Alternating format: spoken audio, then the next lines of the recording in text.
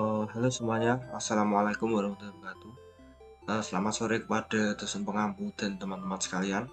Kami dari kelompok mahasiswa kelas Big Data pada hari ini akan mempresentasikan hasil proyek akhir kami yang berjudul Big Data Analytics, Analisis Deskriptif Karakteristik dan Kekuatan Pokemon. Proyek final ini merupakan sebuah studi eksplorasi data skala besar yang memanfaatkan framework komputasi terdistribusi Apache Spark atau PySpark yang berkolaborasi dengan platform DataLens 247. Sebelum memaparkan materi lebih dalam, izinkan saya memperkenalkan diri saya sendiri. Saya Damar Gusti Naval Padayan dengan NIM 334232206. Kemudian rekan saya Muhammad Eka Sobirin dengan NIM 334232214. Dan rekan saya yang kedua yaitu Noval Putra Ramadan dengan NIM 334232217. Mari kita mulai dari bab latar belakang dan urgensi proyek. Mengapa kelompok kami memilih untuk menganalisis dataset karakteristik Pokemon? Seperti yang kita ketahui, yaitu ekosistem game Pokemon memiliki mekanik yang sangat kompleks. Setiap karakter dikonfigurasi menggunakan atribut numerik dasar atau yang biasa disebut base stats, meliputi HP atau health point, attack, dan defense. Atribut numerik inilah yang menjadi variabel utama dalam menentukan kalkulasi damage pertempuran. Sering berkembangnya seri game ini, volume informasi yang dihasilkan menjadi sangat besar. Dataset yang kami bedah memiliki total 800 entry data objek yang mencakup multigenerasi serta berbagai variasi wujud transformasi khusus seperti Mega Evolution. Menghadapi volume data berdimensi banyak seperti ini, pengelolaan data relasional secara konvensional menjadi kurang efisien. Oleh karena itu, solusi Big Data dengan pola komputasi paralel dan terdistribusi sangat diperlukan untuk mengekstrak wawasan tren penyeimbangan game atau game balance yang dirancang oleh developer. Kami melakukan integrasi data dan engine untuk memetakan formulasi game design dari 800 subentitas tersebut melalui engine analisis data terdistribusi. Untuk mengarahkan studi deskriptif ini agar berjalan secara sistematis, kelompok kami merumuskan 3 pertanyaan bisnis utama.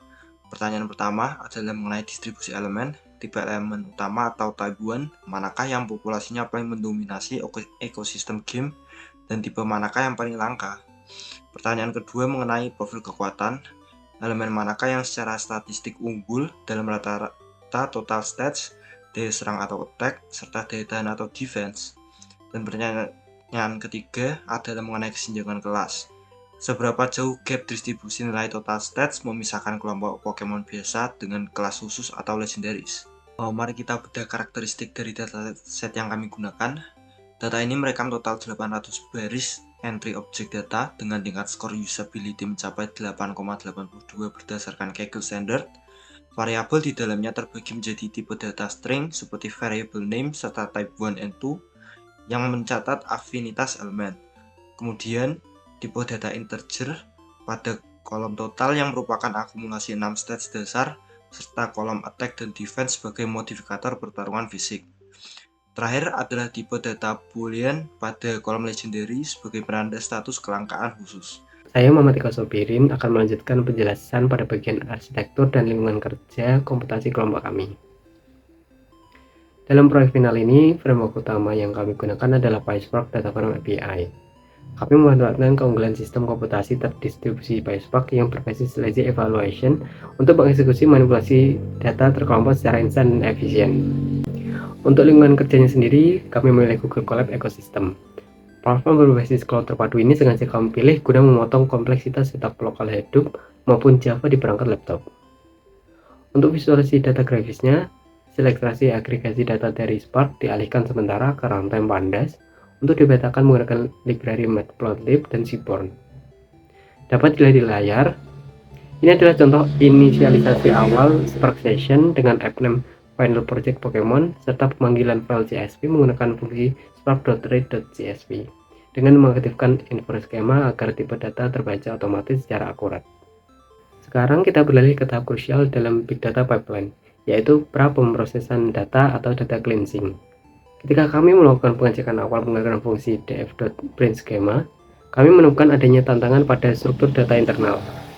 Terdapat frekuensi missing values atau data kosong yang sangat besar pada kolom type 2. Secara logika game, hal ini terjadi secara wajar karena banyak karakter Pokemon yang bertipe elemen murni tunggal dan tidak memiliki tipe elemen kedua. Untuk menangani hal tersebut tanpa mencederai baris data, kelompok kami menerapkan fungsi transformasi NaDotFill untuk merubah seluruh tipe data kosong atau nol tersebut menjadi sebuah string baru bertuliskan non. Langkah pembersihan ini sangat penting untuk menjamin integritas kalkulasi pengelompokan data pada tahap inti agar hasil analisis tidak terdistorsi oleh record kosong. Hasil verifikasi dengan fungsi .show5 membuktikan data telah terupdate dengan sempurna. Ya, terima kasih. Perkenalkan, nama saya Noval Putra Ramadan. Di sini saya akan membedah hasil inti eksplorasi deskriptif dari kelompok kami. Lalu, pertama, kita jawab rumusan masalah yang pertama, yaitu mengenai distribusi populasi elemen. Eksekusi fungsi group by tipe 1.count yang diurutkan secara descending membuktikan secara valid bahwa tipe water menempati kasta tertinggi dalam dominasi populasi elemen dengan jumlah 112 Pokemon. Posisi kedua ditempati oleh tipe normal dengan total 98 Pokemon, lalu disusul berturut-turut oleh tipe grass sebanyak 70 Pokemon, tipe bug sebanyak 69 Pokemon, dan tipe psychic sebanyak 57 Pokemon.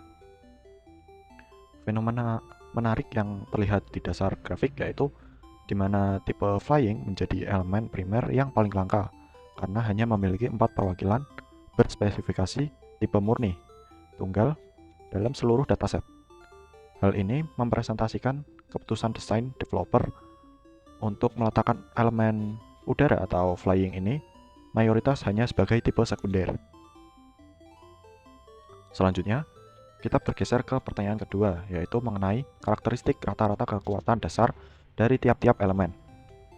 Melalui tabel agregasi Spark yang kita manfaatkan untuk fungsi rata-rata pada kolom total, attack, dan defense, kelompok kami menemukan insight analisis yang sangat berharga, yaitu tipe Dragon secara mutlak dirancang sebagai tipe yang tergolong elemen ofensif utama atau powerhouse di dalam game.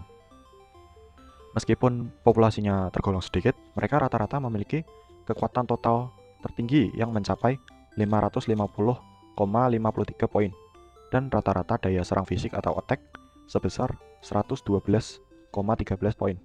Di sisi lain, jika berbicara tentang taktik pertahanan atau variabel defense, tipe Steel atau baja memegang kendali penuh dengan nilai yang masif mencapai 126,37 poin yang merupakan nilai maksimal rata-rata atribut defense dalam dataset ini. Sekarang, mari kita bedah rumusan masalah ketiga, yaitu mengenai disparitas kekuatan kelas antara Pokemon biasa dengan Pokemon berstatus legendaris. Pengelompokan biner berdasarkan atribut biner legendary membuahkan data yang sangat konkret.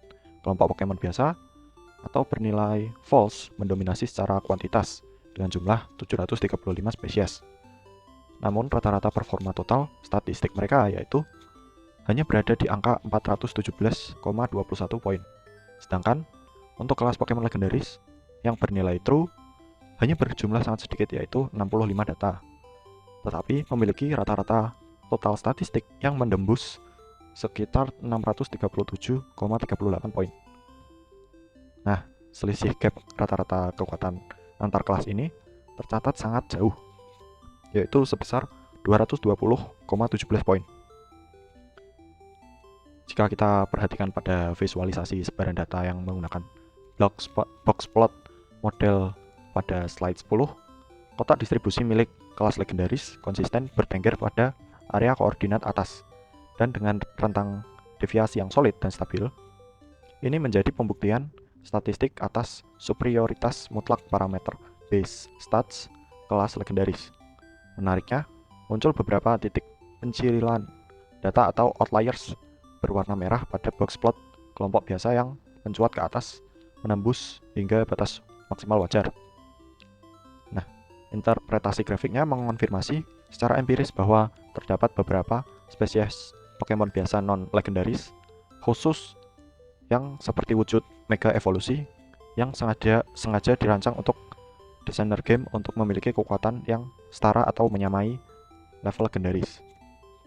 Nah, sebagai penutup dari rangkaian riset proyek final Big Data kelompok kami, ada 2 poin kesimpulan utama yang dapat ditarik, yaitu yang pertama dari sudut pandang skalabilitas PySpark, penggunaan framework Apache Spark terbukti sangat efisien, cepat, tangguh dalam mengeksekusi proses manipulasi data, handling missing value, serta komputasi agregasi multivariabel relasional pada ratusan baris data dalam fraksi detik.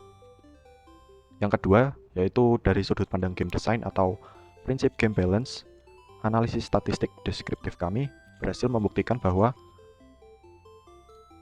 secara empiris teori penyeimbangan permainan, tim developer melakukan pembatasan yang sangat ketat pada volume populasi elemen superior seperti dragon dan kelas berstatus legendaris dengan tujuan agar ekosistem pertempuran di dalam game tetap kompetitif, adil, seimbang bagi seluruh pemain.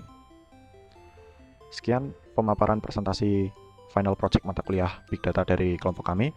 Kami mengucapkan terima kasih atas besar-besarnya kepada dosen pengampu dan pada platform Data Launch 247 atas ruang kolaborasi eksplorasi data ini. Mohon maaf apabila terdapat kekurangan atau kesalahan kata selama jalannya presentasi kami. Terima kasih. Wabillahi taufiq wal hidayah. Wassalamualaikum warahmatullahi wabarakatuh.